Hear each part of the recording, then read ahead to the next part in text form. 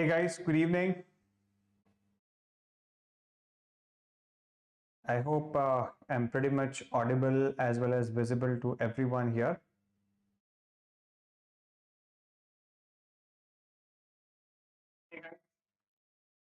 Just let me know if I'm audible as well as visible to everybody.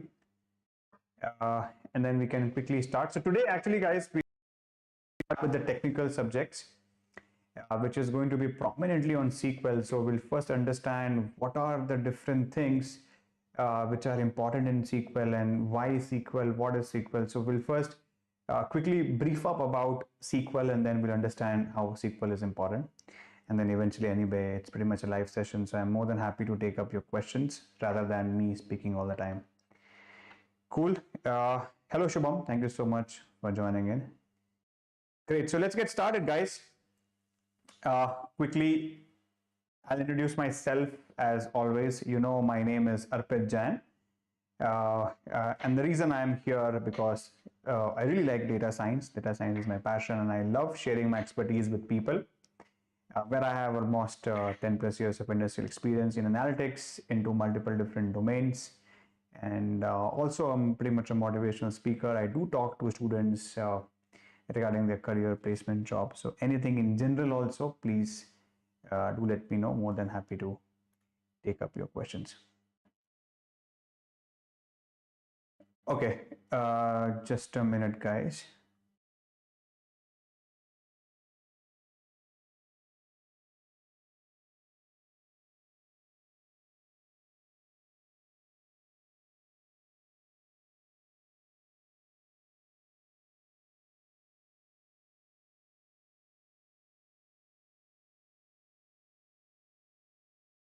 Okay, so cool. I think we are good.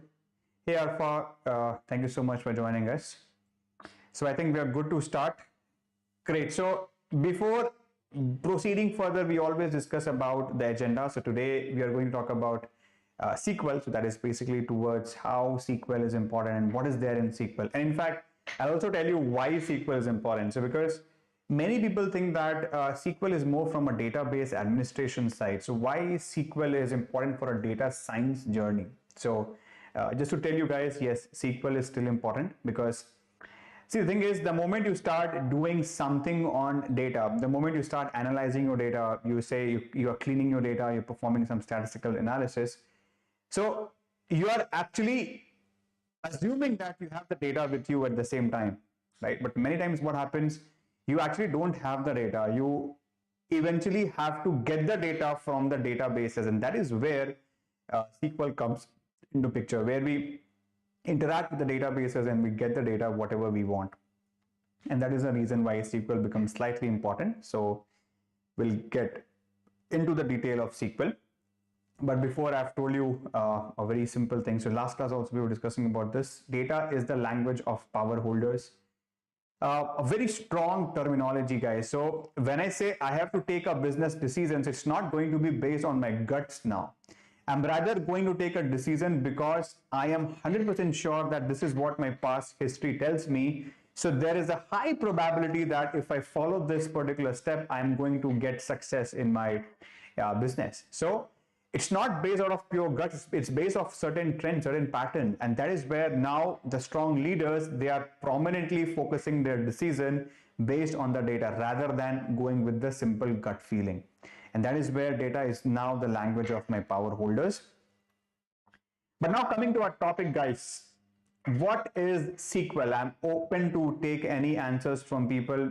Type in your responses, I'm okay to take in. But I want to understand from people, what do you mean by SQL? What exactly SQL is? So give your responses, what do you understand by SQL? But in a nutshell, I'll tell you what is SQL. SQL stands for Structured Query Language. I'm pretty sure you must be aware of this. So SQL, as we know, it's nothing but Structured Query Language. That's where we say it's a query language. We're trying to query the database and trying to understand the data. So there is a keyword here, structured. What do we mean by structured? So structured here by default means a table. Okay, it is going to be referred. So SQL is a language, a kind of a middle layer in which we are interacting with the databases, and in databases we are expecting data to be in the form of table as in rows and columns. So programming language specifically designed to interact with the databases and perform certain operations like creation of my database, manipulation, accessing my database. So all these different activities which can be performed on the databases is primarily handled by SQL. So this is the platform which is from where we are interacting with my databases. So SQL is giving us that platform from where we are technically interacting with the databases, and it is helping us to solve multiple different actions here. That is what SQL means, guys. So again, by actions, I mean creation of my databases, manipulation, access, so many different things. And eventually, based on these different actions, we have different set of codes. That's what also we will be discussing about in detail, right? So that's pretty much what SQL is. Giving you a layer, giving you a platform where we can interact with my databases. And these databases actions can be many things like, creation of my databases, manipulation, access, lot many things. So now a keyword comes, something called as database. So what is a database now? So in SQL, we understood we have been interacting with the database. What is that database? So database is nothing but a collection of information organized for better access, management, and maintenance. So basically, a database is nothing but a collection of information. Information is nothing but a data. So here, lots of data, they are actually getting collected and they are stored in an organized fashion for better access, management, and maintenance. That's why we call this as a database. Anything which for example, customer data, a telephone directory, a weather record, shops inventory, employees information, all of these are different types of database which we can think of. So wherever you can see a collection of information which is helping you for a better access of that information, it is basically a database. Yes, obviously, when I talk about a system, when I talk about the organizational level database, I'm talking about something which is more like an online database. But here, even for a general telephone directory, like in earlier days, we used to have a booklet in which, all the different names used to be there. It's still a database, a telephone directory for me, right? So multiple pieces of information collected together in an organized fashion is pretty much called as a database. Then what is a DBMS, right? So DBMS, it stands for Database Management System. So we have a database now. We obviously need a management system which can take care of this database. Certain operations like we have to add a new entry, insert a new data, we have to retrieve something, we have to modify something, we have to remove something. So many different actions which we actually intend to perform on this databases, right? So database management system is technically that management ecosystem, that layer which actually provides you an access in which you can interact with these databases. So 3 keywords here, guys. We talked about first SQL. So SQL is nothing but a platform which interacts with the databases. Then what is database? Database is nothing but a collection of data organized for better management in something.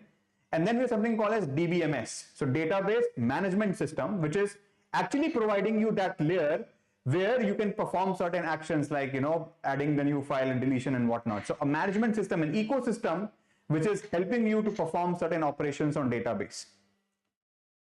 Then we have to talk about, if we have this DBMS, what is an advantage of having this? What is the advantage here? So it can easily be shared across multiple platforms. We talk about reduce redundancy. So the moment we talk about databases and DBMS, so we are talking about the sharing capabilities. Now the same database can be accessed from multiple different platforms. Because database is a separate entity, I can connect it to my system, or I can get it connected to other systems as well, right? And then we talk about reduce redundancy. I'm going to remove the repeated informations which I have in my data set.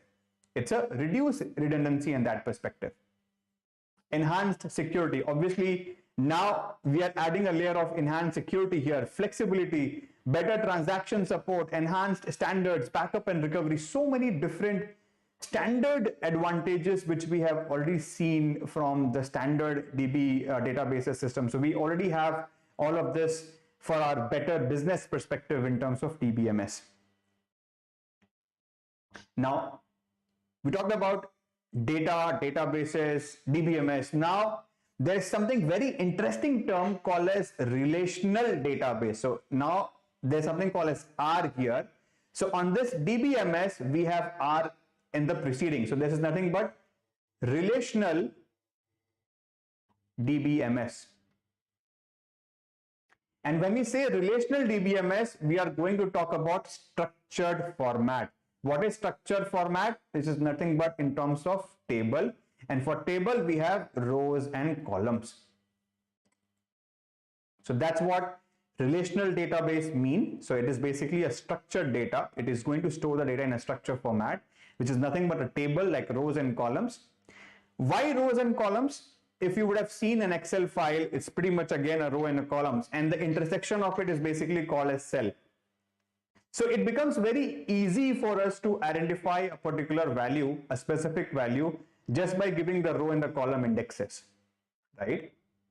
So relational here corresponds to the relation in the values which I have in the table. From what row, from what column, I can easily find out, okay, this value is actually falling under this row and this column. And the moment I have this relational database, it becomes very easy also to run the queries on multiple different tables at the same time. So relational database, it is going to provide us an interesting feature where we're going to say that, okay, now we are going to talk about only the structured data, not the unstructured data, only the structured data, where we have data in forms of tables, and then we're going to run the query on top of these multiple tables at the same time at ease. Then basically SQL is getting run on RDBMS, Relational Database Management System. So SQL is actually accessing the database which is internally relational in nature, which is having table structure, which is having rows and columns. So now why SQL? Why SQL? So SQL is basically offering us following advantages while working with RDBMS. So always remember, SQL is working with RDBMS, and it is helping us to allow accessing the data in the database management system. We can describe the data, we can define the data, we can manipulate the data. And these are again some broad overview of my activities which can be performed on SQL, like accessing the data, description of my data, definition of my data, manipulation of my data. Obviously, each one of them has their own respective meanings, where we're going to now define the respective functions which I have inside this one by one. We'll be discussing that also in detail. Any questions, guys? I hope you are able to understand the SQL perspective. So this is just to give you an overview why SQL here, because SQL is one of those platforms where we are trying to understand the objective behind this. So objective where we know that we have to work on databases, we need to get the data, right, to perform any activities. So how do we get this data? That is where SQL comes into picture. And SQL is again definitely coding involved here, but one of the very easier languages where if you just understand the concept, it becomes quite easy to write the codes, right? So now proceeding ahead, let's understand what all different data types SQL supports. So SQL inherently supports multiple different data types, guys, multiple different data types. So we're going to be talking about numeric. So in this numeric, we are talking about integer, float by default. And then can you see there's something called as tiny int, small int, big int, something like that.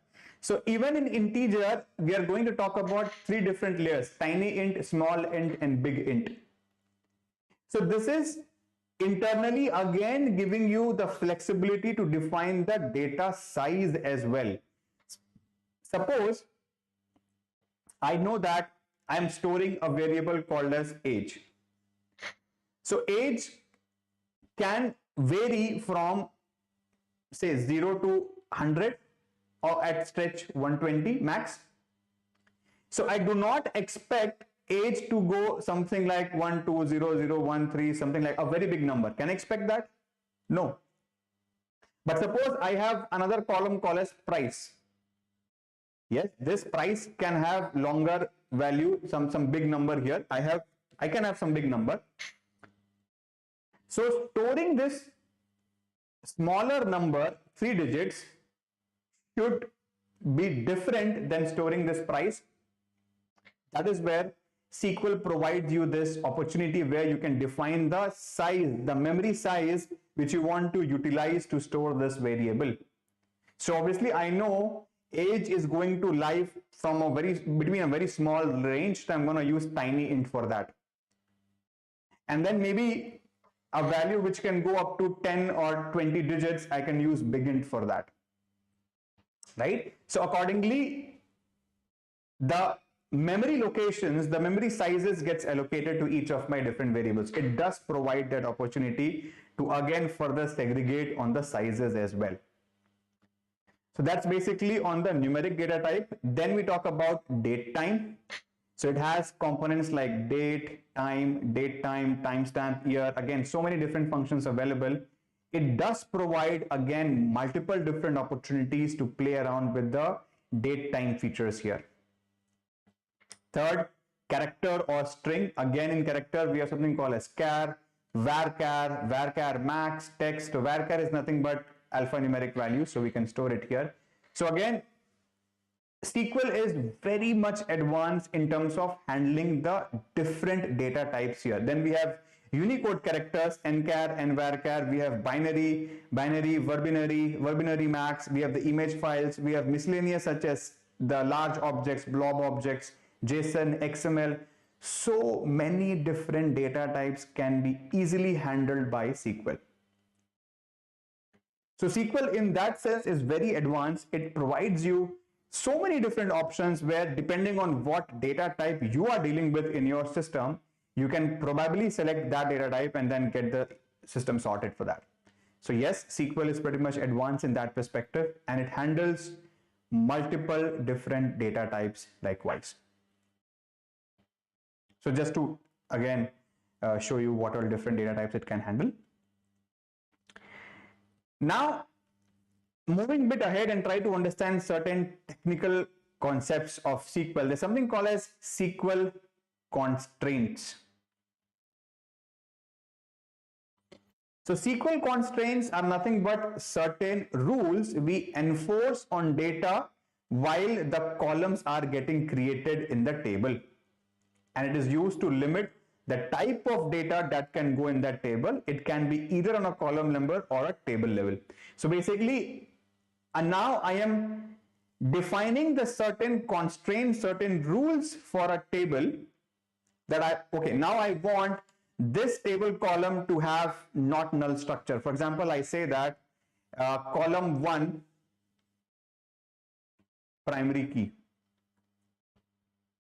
That means the column 1 is now going to be identified as my primary key column. Or if I say column 2 as not null, it is going to ensure that it cannot have any null values. So we're going to just quickly read out certain constraints we have. First is not null. It ensures that the column cannot have a null value. Suppose that I have a table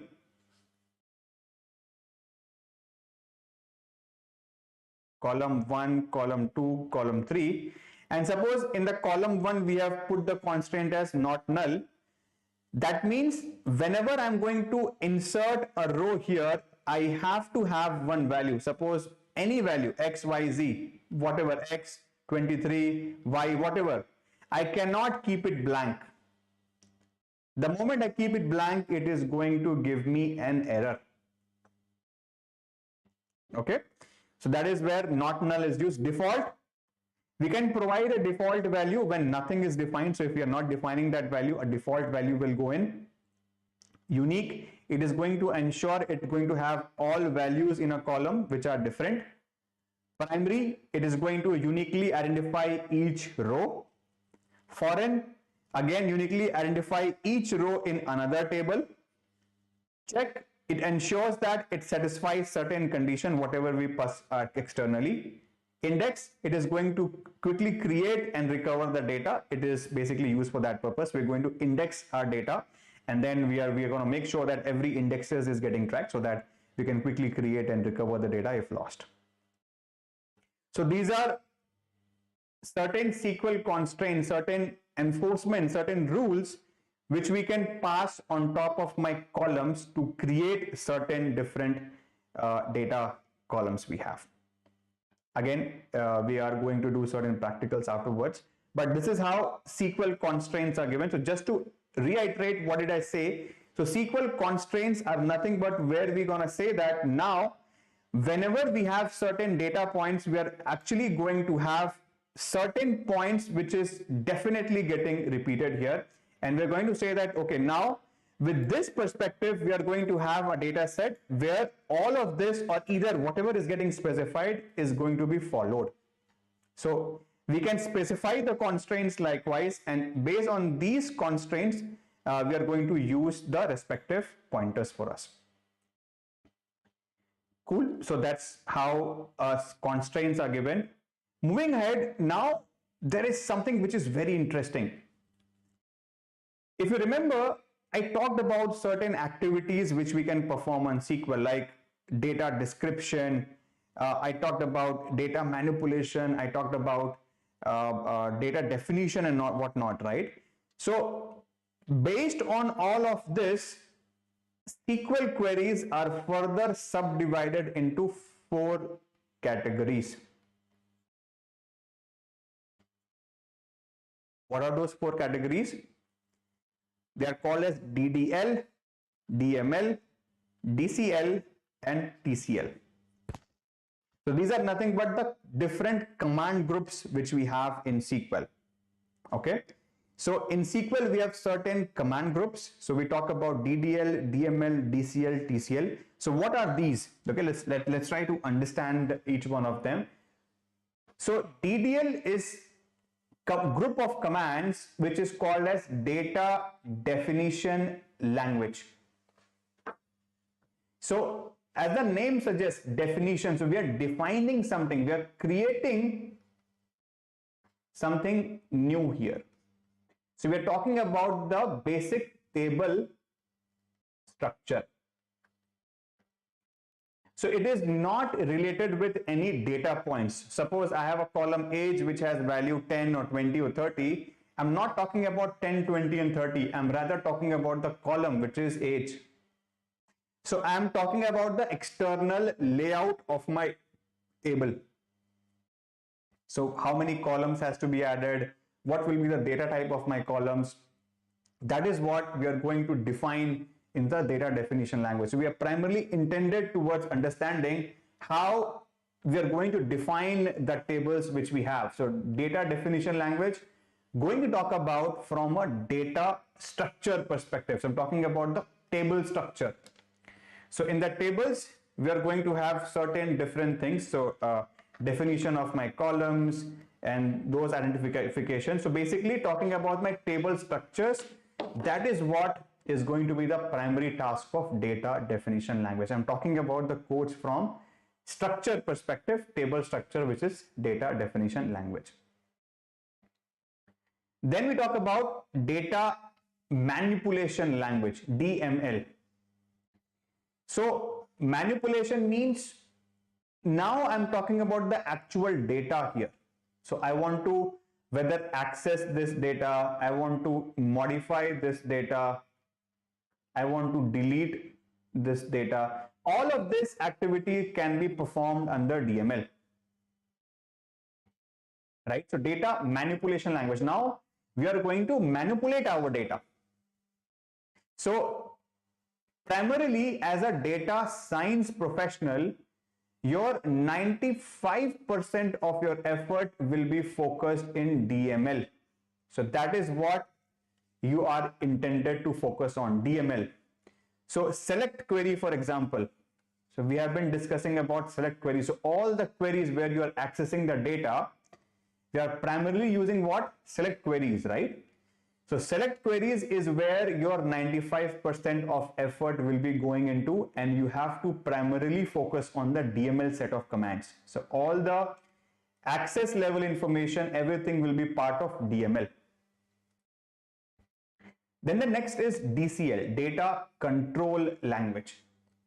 Now here we talk about assignation and the removal of permissions. So grant, revoke, it's more from a database administrator perspective. It's more like an admin role.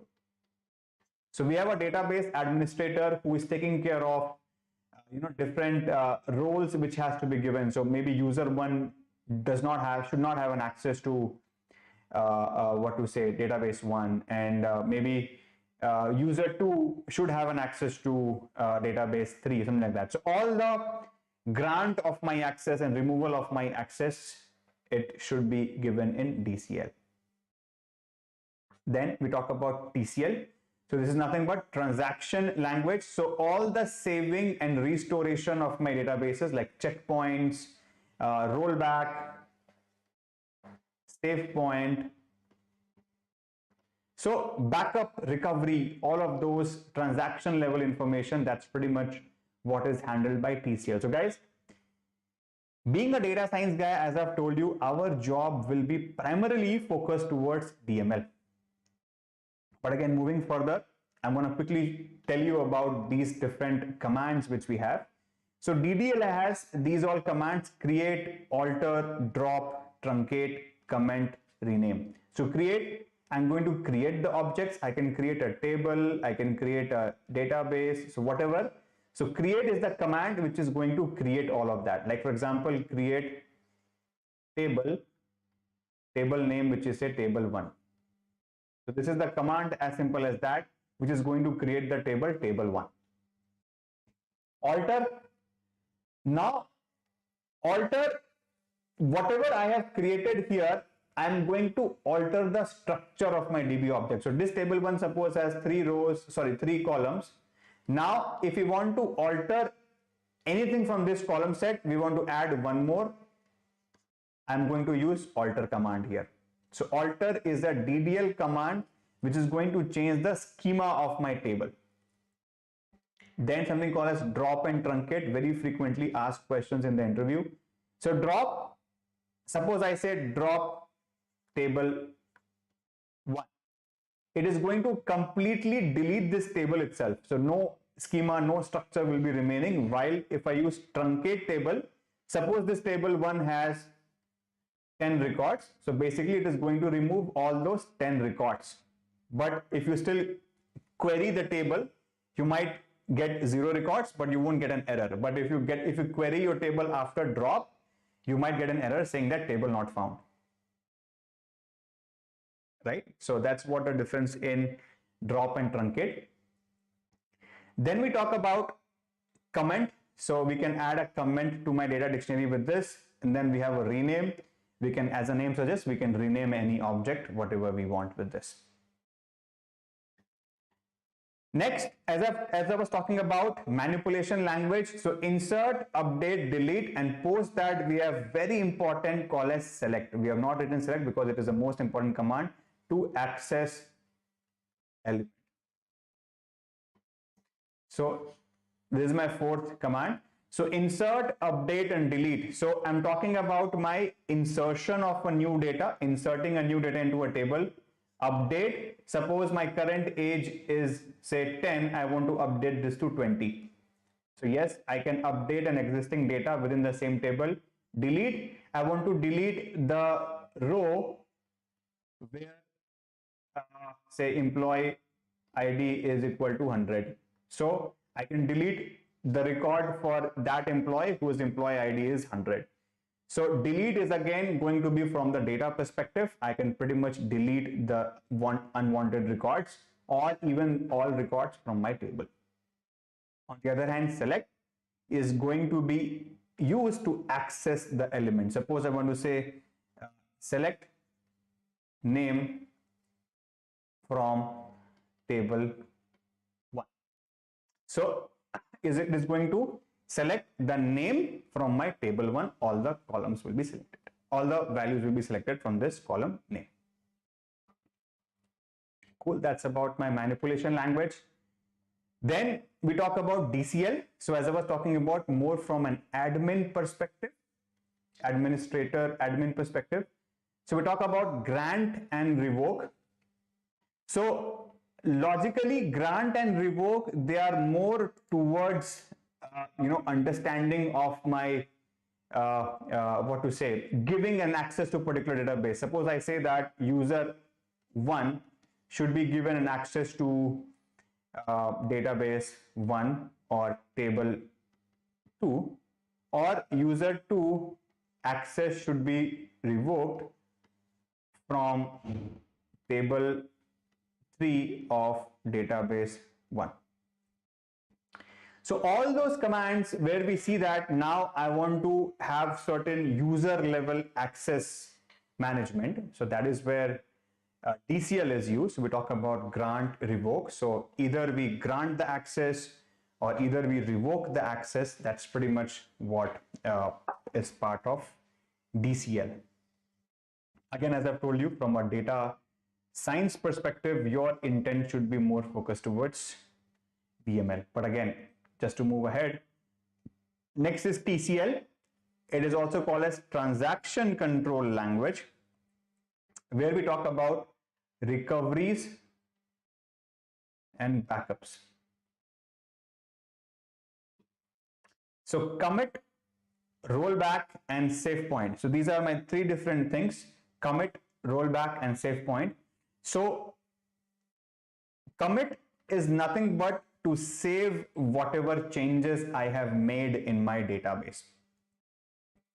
Likewise, rollback, I'm going to restore the database to original state since last commit. So whatever I made any changes, and then I know that that change is wrong, basically I need to go back to my previous state. So I can use the rollback command. It goes back to my previous state of changes. Save point. Now we have the transaction, and I can create a particular checkpoint for that, so that it can be used as the rollback point for future conversions or future movements. So commit, rollback, save point would be my 3 different interesting commands which can be used under TCL, transaction control language. Again, pretty much part of admin roles. Okay, database administrators, that's what they take care of these. So admin roles pretty much towards transaction control language. Now, as we were also talking about, we have also seen this in some or the other way in Excel, in other programming languages also, talking about my operators. So like any other platforms, yes, SQL also does perform equally on my operator list of operators. So for example, equal to, less than equal to, greater than equal to, or not equal to. So all are pretty much my logical operators which can be handled in SQL. For example, I say select the record where employee ID is 100. So I say select star, that means all the values, from table 1 where say employee ID is equal to 100. So can you see this? Now I have a logical operator which is equal to. I'm making sure that I have to only get the records where employee ID is equal to 100. I can also write something like this, where say salary is more than 2000, or where age is less than 30. So I can keep on performing any logical operators on top of my SQL queries very easily. And this logical operation can easily be handled by SQL. So equal to, greater than, less than equal to, greater than, all of this is pretty much easily handled by SQL. And we can write our queries with each of these logical operators with ease. It also actually works on some special operators, something called as between, like, is null, in, distinct. Let me give you some examples. Suppose I want to find out the values where age is between 20, 30. So the query would be select star from table 1 where age between 20 and 30. So readable, isn't it? So between what it says, instead of providing a pinpointed value which is greater than, less than, or equal to, now I'm able to provide a range of value. So this is again pretty much easily possible. I can provide a range with the between operator. Let me show you with for like and whatnot.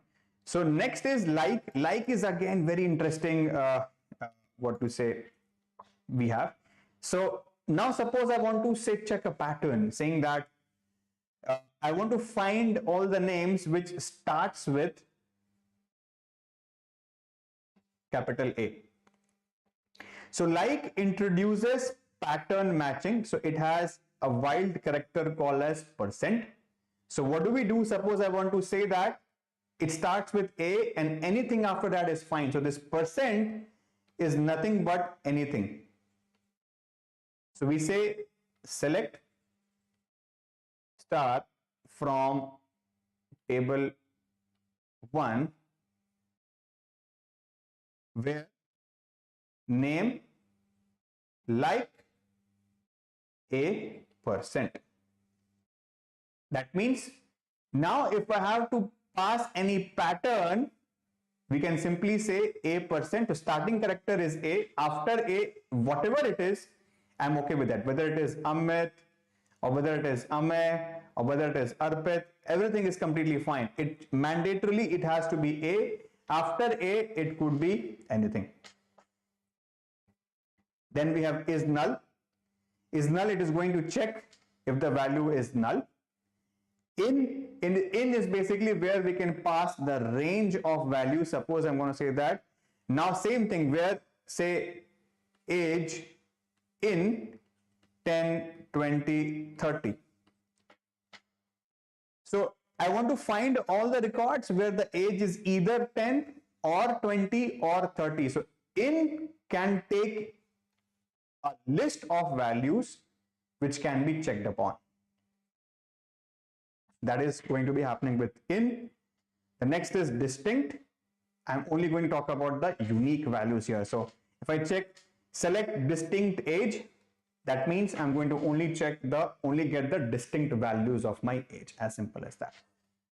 So again, these are some fancy operators which can be used on top of my SQL. We will be going in detail with time on each of these one by one. Also, there are certain aggregations level operators such as average, count, max, min, sum. As the name also suggests, average is going to return the average value, count is going to count the number of rows, max, largest value, min, lowest value, sum, going to take the sum of all the values.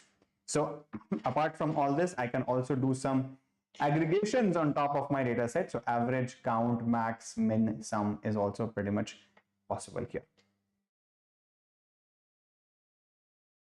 Now, last topic in SQL, just for introduction purpose, we have also something called as union and union all. Again, very interesting topic, guys.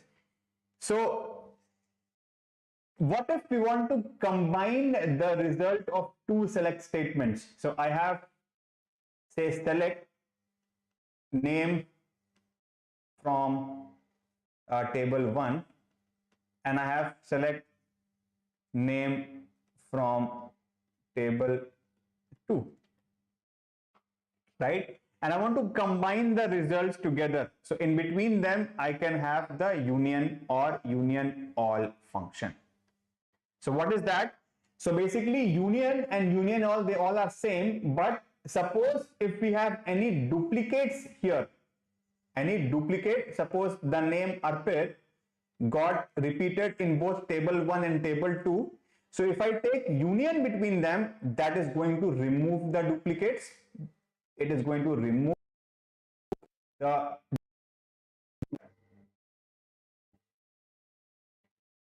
moment I'm going to take union all, I'm going to include all the duplicates here. That's the only difference between union and union all here. And if you could see this, some example I've tried to take. So I have the table, two tables, ID and the product. So one, you can see this 1356 Apple, Samsung, OnePlus and Micromax, and I have Nokia, Samsung, OnePlus, Sony here. As you can see here, this OnePlus is getting repeated. Samsung is getting repeated.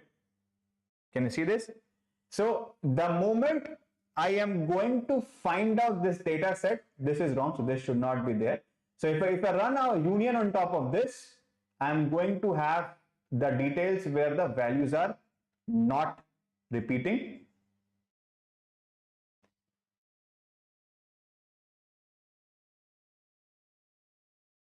And then for the next, when I say union all, it is simply going to copy all of them as it is. Can you see this? It will have the repetitions of with repeats. As simple as that. So union is where I'm going to have the data without the duplicates, but union all, I will be having the data with duplicates here. So that is the difference between union and union all. So guys, this is just a quick introduction about the different functionalities which we have in SQL. Again, I understand that if it's your first class, it will be slightly tricky to understand every single thing. That is the reason why we will create a separate channel for detailed SQL analysis. So we'll go in detail about each of these different topics one by one. But just to give you an overview about what is SQL, so SQL does comprise of these individual topics where we can talk about the different subsets of SQL, DDL, DML, DCL, TCL, and each of these functionalities will have its own usage, right? And we will be anyway going in deep in each one of them. But for now, guys, this is what I intended to cover today. I wanted to show you the different aspects of SQL commands which we have. Any questions, more than welcome. If you have anything, please let me know. So I'm more than happy to take it. In general also, we can discuss about it, guys.